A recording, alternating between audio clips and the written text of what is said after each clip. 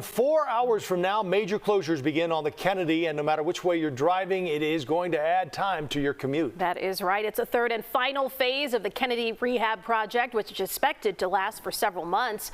Our Andrew Ramos is live along the expressway with what you need to know. Andrew. Well, Joe and Erica, there's no other way to sugarcoat this. If you rely heavily on the Kennedy Expressway, your drive for the next couple of months is going to be rough. Now, those commuters going downtown, you're going to feel it almost immediately when those reversible express lanes go away tomorrow morning. Let the slowdowns and traffic woes begin. While it's not the Kennedy Expressway's official motto, it will certainly ring true this time tomorrow, when the Illinois Department of Transportation kicks off what will be the third and final year of its multi-million-dollar rehab project along the Kennedy. As far as travel times, we're expecting something similar to what we've experienced the last 2 years. Which means your commute time could take up to 3 times longer than usual. When drivers get on the road Tuesday morning, they will immediately see no inbound express lanes. The 2 left lanes of the outbound side will close from Division to Costner. The 2 other local outbound lanes will remain open.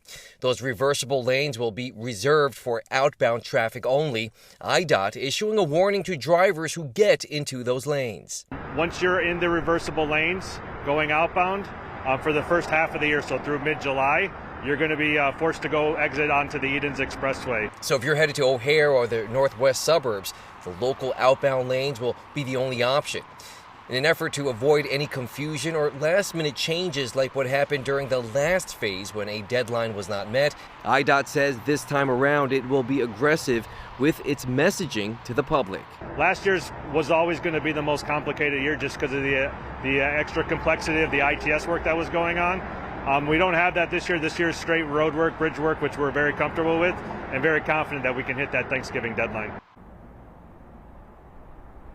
Well, there you heard it right there. They expect this work to be completed by Thanksgiving. Now, in addition to those lane closures, they also expect to see a number of ramp closures. Now, IDOT says it's going to keep tabs on everything by updating its website and making sure the public is aware of those ramp closures when they happen. And we, of course, will stay on top of all of it.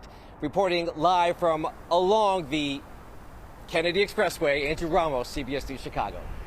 Andrew, thanks. Public transportation might be your best option during the Kennedy project. Much of the blue line runs down the center of the Kennedy. We highlighted those stops in yellow here. And of course, it ends at O'Hare, which could be a long ride by car during the construction. Keep that in mind. We've asked the CTA if they're adding service during the construction and have not heard back. 4 lines on Metra could also help you out. Metra has added service on the main line that parallels the Kennedy, which is the UP Northwest line. North Central service can get you to O'Hare. You can see that stop with the arrow on your screen. And the Milwaukee District North and UP North are options as well if you're traveling between many northern suburbs and downtown.